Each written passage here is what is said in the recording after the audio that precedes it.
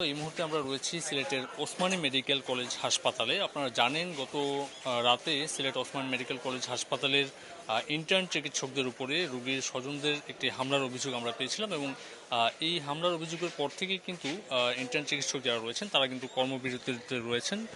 এখনও পর্যন্ত তাদের যে বৈঠকটি চলার কথা সেটি চলছে এবং আমরা যদি হাসপাতালের চিত্র একটু আপনাদেরকে দেখাই, এখন পর্যন্ত যেসব ইন্টার্ন চিকিৎসকরা কর্মবিরতি পালন করছেন তারা কিন্তু এখনও রোগীদের যে সেবা কার্যক্রমটি সেটিতে তারা আসেনি। তারা বলেছেন যে যতক্ষণ পর্যন্ত এই হামলার দৃষ্টান্তমূলক বিচার না করা হবে ততক্ষণ পর্যন্ত আসলে এই প্রতিবাদ তারা জানাবেন। তাদের এই প্রতিবাদী কর্মসূচি তারা চলছে এবং তাদের যে আভ্যন্তরীণ বৈঠকটি চলছে সেই বৈঠকের পরপরই আসলে জানা যাবে তাদের কর্মসূচি সম্পর্কে। তবে এখনও পর্যন্ত অন্যান্য যেসব চিকিৎসক রয়েছেন, অর্থাৎ আপনারা জানেন যে একটি মেডিকেল কলেজ হাসপাতালে অন্যান্য চিকিৎসকরা থাকেন ইন্টার্ন চিকিৎসকদের বাইরে। সেই অন্য চিকিৎসক যারা রয়েছেন এখানকার বিভাগীয় প্রধান থেকে শুরু করে অনেকেই তারা কিন্তু এই সেবা কার্যক্রমটি চালিয়ে নেওয়ার চেষ্টা করছেন। আমরা দেখেছি যে জরুরি বিভাগে কিন্তু সেবা কার্যক্রম চলছে, তবে ওয়ার্ডগুলোতে কিন্তু আপনারা জানেন যে বিপুল সংখ্যক যে রুগী থাকে একটি মেডিকেল কলেজ হাসপাতাল, যেহেতু আপনারা জানেন যে সিলেট বিভাগের 4টি জেলার সকল হাসপাতাল থেকে যারা গুরুতর রোগী তারা কিন্তু এই ওসমানী মেডিকেল কলেজ হাসপাতালে রেফার করা হয়। তাদের এই বিপুল সংখ্যক রোগীদের সেবার জন্যে ইন্টার্ন চিকিৎসকদের সহযোগিতা অত্যন্ত গুরুত্বপূর্ণ। তারা কিন্তু যেহেতু এই হামলার ঘটনাটি ঘটেছে, আপনারা জানেন যে গেল রাতে বাগবিতণ্ডার যে থেকে শুরু করে এটি সংঘর্ষে জড়ায় রোগীর কতিপয় স্বজনরা। এরপর থেকে কিন্তু ইন্টার্ন চিকিৎসকরা আহত হয়েছেন আমরা জানতে পেরেছি। তারা বলেছেন যে এই ঘটনার দৃষ্টান্তমূলক বিচার তারা দাবি করেছেন এবং এই হামলার ন্যাক্কারজনক ঘটনার ব্যাপারে তারা তীব্র নিন্দা জানিয়েছেন এবং তাদের কর্মবিরতি তারা পালন করছেন। আমরা যদি আপনাদেরকে একটু দেখানোর চেষ্টা করি, এখন কিন্তু যেই জায়গাটিতে চিকিৎসকরা কর্মবিরতিতে রয়েছেন এই মুহূর্তে কর্মসূচিটি পালন করছেন, একটি কক্ষেই তারা কিন্তু বৈঠকে বসেছেন এবং বৈঠকটির পরপরই আসলে তারা আনুষ্ঠানিকভাবে হয়তো আমাদেরকে জানাবেন যে কবে নাগাদ তারা এই সেবা কার্যক্রমটিতে আবারও ফিরে আসবেন। এখন পর্যন্ত যারা কর্মবিরতিতে রয়েছেন সমষ্টিগতভাবে আসলে যেহেতু ইন্টার্ন চিকিৎসকরা ঐক্যবদ্ধভাবে একটি মতামত জানাবেন, সেই মতামতের পরপরই আসলে তারা আনুষ্ঠানিকভাবে তাদের কর্মসূচি ঘোষণা করতে পারেন। আমরা এই মুহূর্তে হাসপাতালটির দ্বিতীয় তলায় অবস্থান করছি। এখানে আপনারা দেখতেই পাচ্ছেন বিপুল সংখ্যক রোগীরা কিন্তু ওয়ার্ডের এরকম ফ্লোরে সেবা নিয়ে বিপুল সংখ্যক জনগোষ্ঠীর জন্য যেসব চিকিৎসকরা এখানে নিয়োজিত রয়েছেন তাদের উপরে যারা হামলা করেছেন তাদেরকে বিচারের আওতার আনার জন্য তারা জোর দাবি তুলেছেন এবং গত রাতে যখন ঘটনাটি হয়, আপনারা জানেন শুক্রবার রাতে রোগীর স্বজনদের সঙ্গে যে হামলার ঘটনাটি ঘটেছে সেটি ইতিমধ্যে সামাজিক যোগাযোগ মাধ্যমে ছড়িয়ে পড়েছে এবং এরপর থেকে কিন্তু অনেকেই এই ঘটনার নিন্দা জানিয়েছেন। যদিও আসলে রোগীদের পক্ষ থেকে পর্যাপ্ত পরিমাণে সেবা না পাওয়ার একটি অভিযোগ যারা করছেন সেটিও আসলে বিচ্ছিন্নভাবে এসেছে। রোগীর স্বজন যারা রয়েছেন তারা বলেছেন যে প্রয়োজনীয় সেবা তারা পাননি। অন্যদিকে চিকিৎসক যারা হামলার শিকার হয়েছেন তারাও আসলে তাদের পর্যায় থেকে নানা ধরনের অভিযোগ করেছেন। সব মিলিয়ে বলা যায় যে দুই পক্ষেই পর্যাপ্ত অভিযোগ আমরা দেখেছি।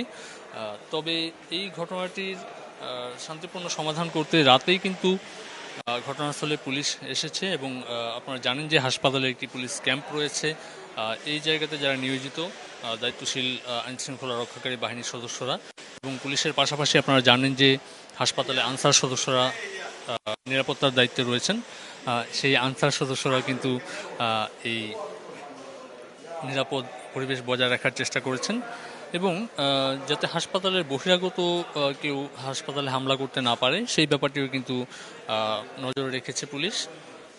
সব মিলিয়ে কিন্তু বলা যায় যে হাসপাতাল প্রশাসন থেকে শুরু করে আইনশৃঙ্খলা রক্ষাকারী বাহিনীর সদস্যরা পাশাপাশি চিকিৎসক যারা রয়েছেন ঊর্ধ্বতন পর্যায়ে তারা কিন্তু চেষ্টা করছেন এই পুরো ব্যাপারটিকে আবারও সুন্দর সেবা কার্যক্রমের আওতায় নিয়ে আসতে ওসমানী হাসপাতালের এই উত্তপ্ত পরিস্থিতি যেন খুব দ্রুত। আপনারা জানেন যে হাসপাতালের বিভিন্ন বিভাগে প্রতিদিন কয়েক হাজার রোগীর সমাগম হয়, যারা আসলে দূর দূরান্ত থেকে আসেন। তারা কিন্তু এই হাসপাতালটির সেবা আশা করেন।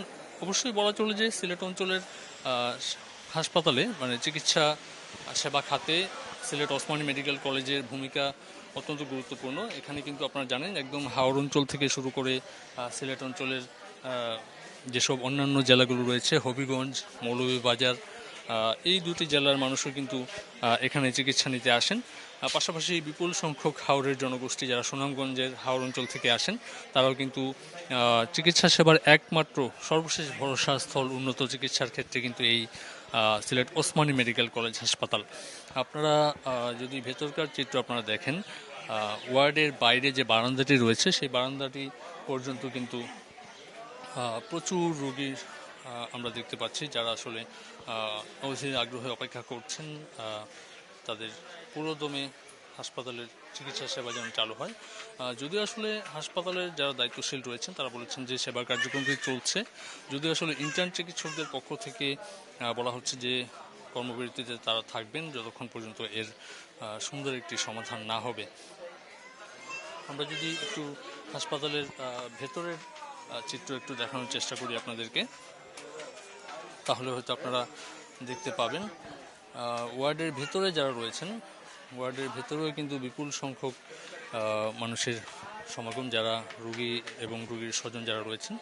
একটা কথা বলে রাখি যে এই রোগীর সঙ্গে যারা হাসপাতালে আসছেন তাদেরকে নিয়ে কিন্তু নানা ধরনের প্রশ্ন এর আগেও আমরা দেখেছি যে বিপুল সংখ্যক বহিরাগত যারা রয়েছেন তারা কিন্তু এই সেবা কার্যক্রমে কিছুটা বাধা বিপত্তি তৈরি করে থাকেন, এমন যেটি আসলে সেবা কার্যক্রম চালিয়ে নিতে কিছুটা বেগ পেতে হয় চিকিৎসকদের পর্যায় থেকে যে ব্যাপারটি গুরুত্ব সহকারে বারবার বলা হয়েছে। এবং আমরা দেখেছি প্রত্যেকটি বিভাগের প্রবেশ মুখে কিন্তু আনসার সদস্য একজন করে নিয়োজিত রাখা হয়, যেন রোগীর সঙ্গে রোগীদের স্বজনদের চাপটি বেশি না হয়, তাহলে সেবা কার্যক্রম ব্যাহত হওয়ার সম্ভাবনা থাকে।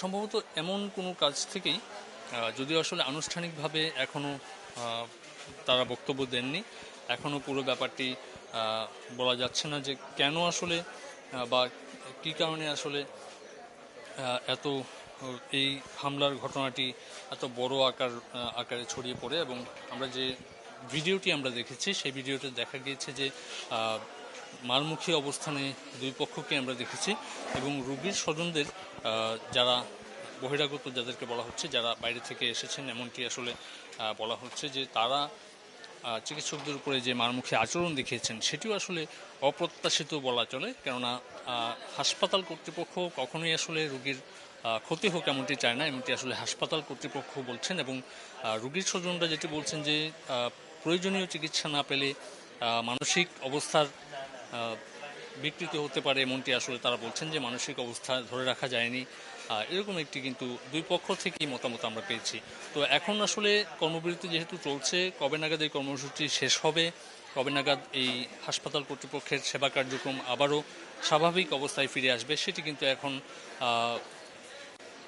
এই যে মিটিংটি চলছে, যে বৈঠকটি চলছে, কর্মবিরতির যারা ডাক দিয়েছেন যেসব ইন্টার্ন চিকিৎসক, তাদের এই মিটিংয়ের পরপরই কিন্তু তাদের আনুষ্ঠানিক বক্তব্যের পর জানা যাবে। তো এই ছিল আসলে, আমরা অপেক্ষা করছি সেই পরবর্তী ঘোষণার জন্য। পরবর্তী যে কর্মসূচি ঘোষণা হবে সেটির ব্যাপারে আমরা আপনাদেরকে জানিয়ে দেবো। এই ছিল আসলে সিলেটের ওসমানী মেডিকেল কলেজ হাসপাতাল থেকে ইন্টার্ন চিকিৎসকদের কর্মবিরতির সর্বশেষ।